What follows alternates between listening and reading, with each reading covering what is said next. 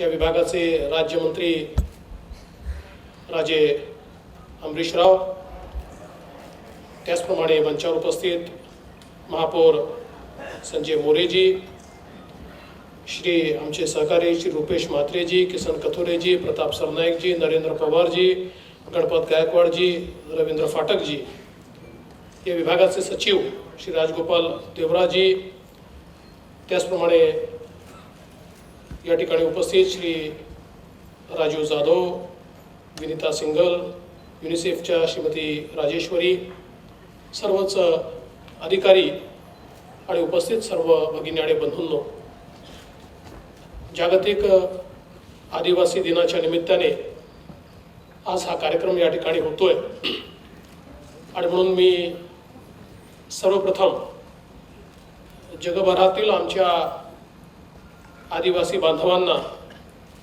अतिशय मनपूर्वक शुभेच्छा देतो आणि या विश्वामध्ये ज्या एका संस्कृतीनं या विश्वाला जिवंत ठेवलं अशा आमच्या 700 जनजातीच्या विविध संस्कृतींना या ठिकाणी मनपूर्वक प्रणाम करतो, सलाम करतो, नमस्कार करतो।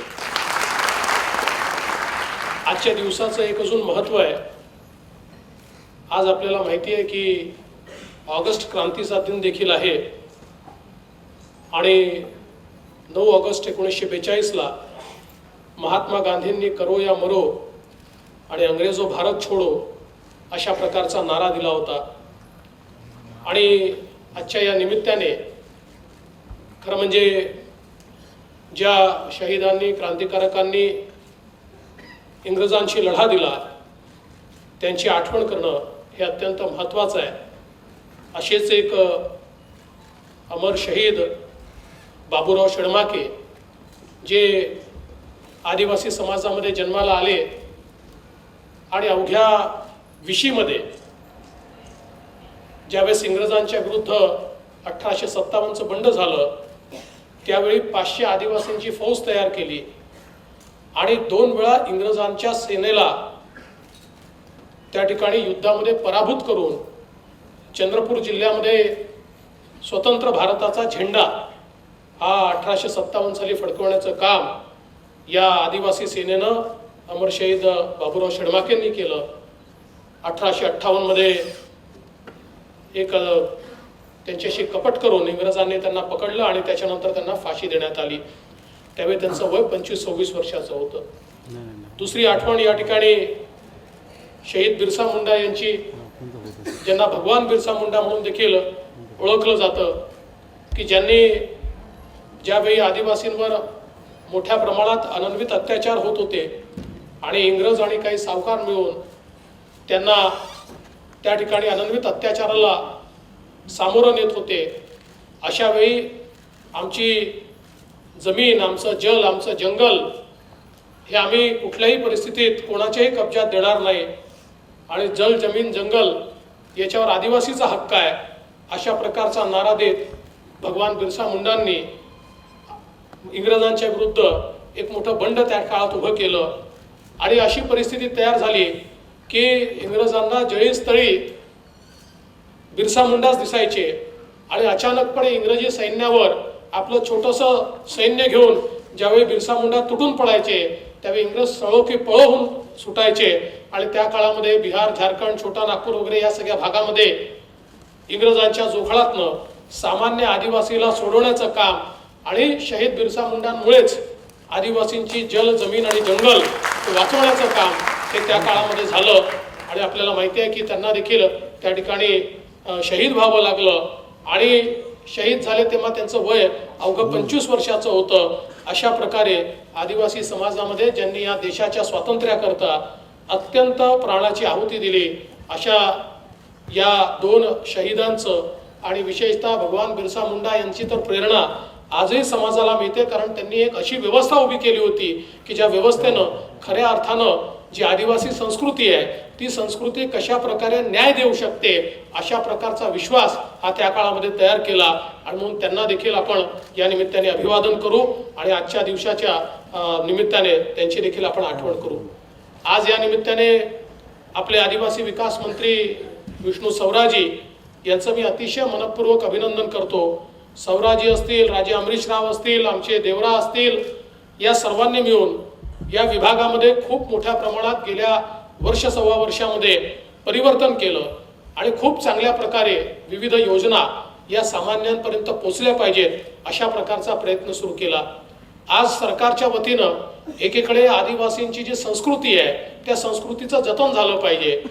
आज आपण जर जगातल्या 700 जमातींचा विचार केला तर त्यातल्या 45 जमाती आपल्या महाराष्ट्रामध्ये आहेत. या 45 जमातींची एक आपली स्वतंत्र अशा प्रकारची संस्कृती आहे. त्या संस्कृतीचं जतन झालं पाहिजे. या दृष्टीनं एकीकडे सरकारच्या वतीनं खूप मोठ्या प्रमाणात वेगवेगळे कार्यक्रम हातामध्ये घेतले आहेत.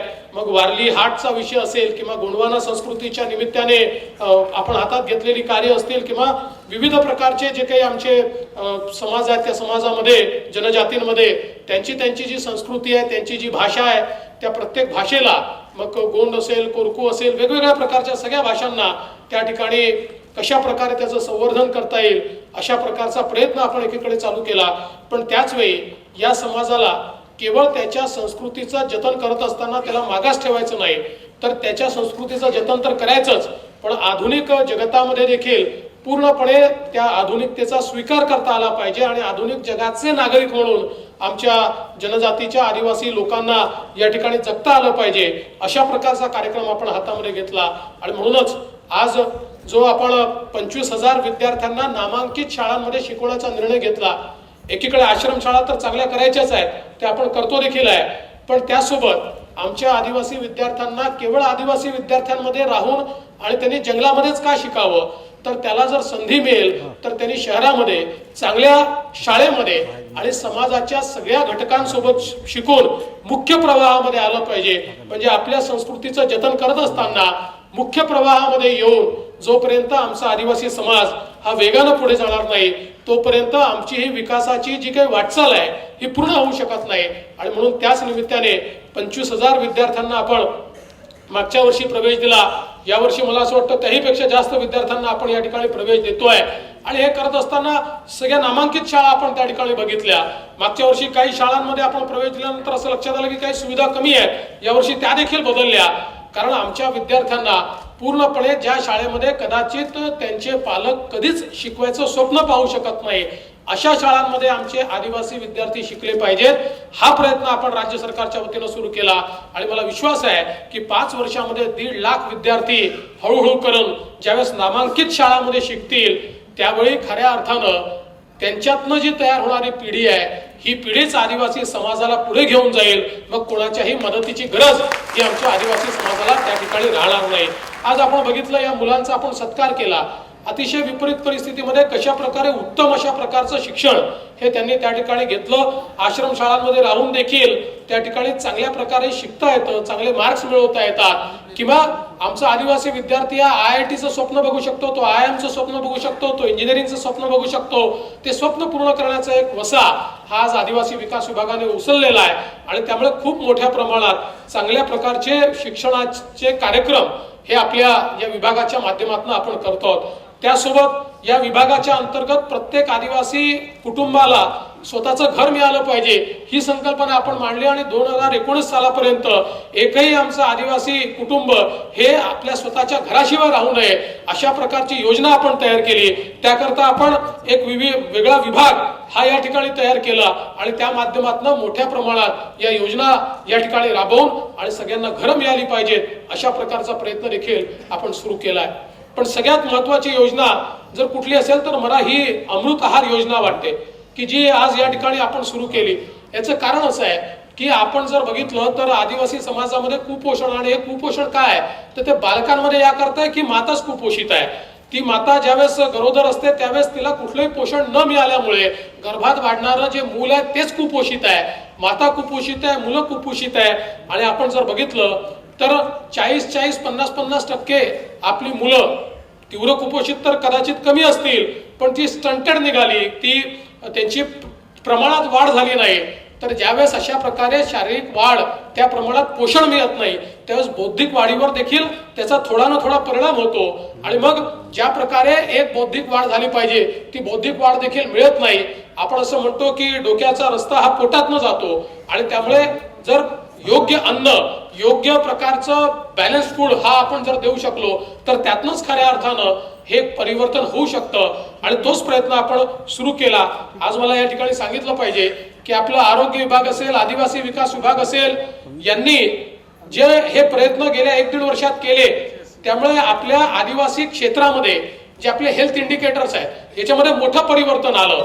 आज त्याचं आता लवकरच आम्ही ते इंडिकेटर्स जे आहेत केंद्र सरकारने त्याचा अहवाल घोषित केलाय आणि त्याची घोषणा देखील आम्ही करणार आहोत. पण मला असं वाटतं की शेवटी जर आपण चांगले इंटरव्हेन्शन्स केले, योजना जर पोचवल्या तर त्या योजना निश्चितपणे परिवर्तन करू शकतात आणि एक सुदृढ पिढी ही जर आपण आदिवासी समाजामध्ये तयार केली, आमच्या माता असतील, त्यानंतर तयार होणाऱ्या मुली असतील, या प्रत्येकापर्यंत पोषण जर आपण पोचवलं तर पलीकडच्या काळामध्ये आदिवासी समाजातलं हे कुपोषण आपण पूर्णपणे संपवू शकू आणि एक पोषित पिढी जी खऱ्या अर्थानं उत्तम काम करू शकेल अशा प्रकारची पिढी ही आपण निश्चितपणे तयार करू शकू. आणि त्या दृष्टीनं हा जो या ठिकाणी अमृत आहाराचा कार्यक्रम सुरू केलेला आहे आणि आज त्याची व्याप्ती आपण वाढवलेली आहे आणि व्याप्ती वाढवत असताना सगळ्यात महत्वाचं काय आहे तर ही योजना तयार केल्यानंतर मी आमचे सौरा आणि देवरा या जोडगोळीला असं म्हणालो होतो की हे पोचताय की नाही बघा. कारण योजना तर सरकार अनेक तयार करतं पण त्या योजना सामान्य माणसापर्यंत पोचल्याच नाही. मधल्या व्यवस्थेनेच त्या योजना खाऊन टाकल्या तर त्यातनं अनेक अडचणी होतात आणि म्हणून पहिल्या दिवशीपासनं या योजनेमध्ये मंत्री असतील, राज्यमंत्री असतील, सचिव असतील यांनी एक मॉनिटरिंगची सिस्टीम तयार केली. अगदी छोट्या छोट्या इंटरव्हेन्शन, मग दररोजचा जो काही तुमचा त्या ठिकाणी आहार आहे त्याचा फोटो काढून तो व्हॉट्सअपवरच्या माध्यमातून बोलवायचा किंवा त्या संदर्भातले काही अजून ऍप्स तयार करायच्या, अशा अनेक गोष्टी त्या ठिकाणी सुरू होत आहेत. आणि आता तर पंकजाताईंनी सांगितलं की एक चांगली मोठी योजना पंकजाताईंनी तयार केली आहे की ज्याच्या अंतर्गत आपण स्मार्ट अंगणवाड्या तयार करणार आहोत की ज्याच्या माध्यमातून रिअल टाइम आपल्याला त्या अंगणवाडीत काय चाललंय हे देखील भविष्यामध्ये कळेल आणि त्या माध्यमातून ज्या योजना ज्यांच्याकरता तयार केल्या आहेत त्या त्यांच्यापर्यंत पोहोचतील. आज या निमित्ताने सौराजींनी या ठिकाणी सांगितलं की मी बारीकसा माणूस आहे आणि त्यामुळे मला फार सहन करावं लागतं, पण काळजी करू नका, हे परिवर्तन आपल्याला करायचं आहे. आणि ही गोष्ट खरी आहे की या विभागामध्ये गेले 10-15 वर्ष जरा सगळे गोष्टी ज्या प्रकारे झालेल्या आहेत आणि ज्या काही सवयी लागलेल्या आहेत त्या काही फार चांगल्या नाही आहेत. पण आता माझी अपेक्षा अशी आहे की आयुक्त आणि आपले सेक्रेटरी हे दोघं मिळून याच्यामध्ये विशेषत्वाने लक्ष देतील. कारण इतक्या मोठ्या प्रमाणात आपण खरेदी या विभागाच्या अंतर्गत करत असतो आणि मंत्री बदलले तरी पुरवठादार तेच असतात आणि ते आपलं आतल्या आत काय काय त्या ठिकाणी करतात. आज एवढा विष्णू सौरांना त्या ठिकाणी सगळ्या गोष्टी कारण नसताना आरोप सहन करावे लागतात, ज्यामध्ये खरी गोष्ट आहे की त्यांनी अगदी फाईलवर त्या दिवशी दाखवलं आणि सच्चाई त्यांनी पुढे आणली की एकही निर्णय त्यांनी चुकीचा घेतलेला नाही. पण काही लोक अशा प्रकारचे घेतलेले निर्णय देखील कशा प्रकारे फ्रस्ट्रेट होतील आणि आपलं घोडं कसं पुढे दामटता येईल असा प्रयत्न करतात. आणि म्हणून या निमित्ताने या विभागाच्या ज्या SOPs आहेत त्या चांगल्या प्रकारे आपण सचिव महोदय आणि आयुक्त या दोघांनी तयार केल्या पाहिजेत आणि जी काही खरेदी या ठिकाणी होईल ती नियमानुसार दर्जेदार आणि खरेदी पुरवठादारा करता नाही तर ती विद्यार्थ्यांकरता, ती सामान्य माणसाकरता झाली पाहिजे याची पूर्ण खात्री आपण या ठिकाणी घ्याल हा मला विश्वास आहे. मला असं वाटतं की हा एक विभाग असा आहे, पंकजाताई म्हणाल्या ती गोष्ट अगदी खरी आहे की या विभागामध्ये आपण पैसा कमवत नाही, आपण खर्च करतो, पण हा खर्च नाही आहे, गुंतवणूक आहे. देशाच्या भविष्यामध्ये आपण गुंतवणूक करतो कारण या देशातला जो वंचित समाज आहे या समाजामध्ये गुंतवणूक करून हा जर देशाच्या मुख्य धारेमध्ये आला तरच देश विकसित होऊ शकतो.